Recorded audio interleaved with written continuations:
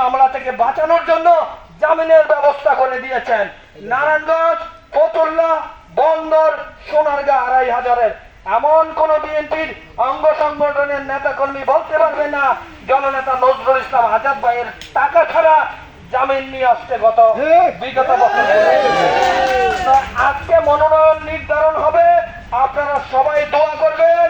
আমাদের আত্মবিশ্বাস কিছুক্ষণের মধ্যেই জননেতা নজরুল ইসলাম আজাদ ভাইয়ের নাম ডিক্লেয়ার করা হবে।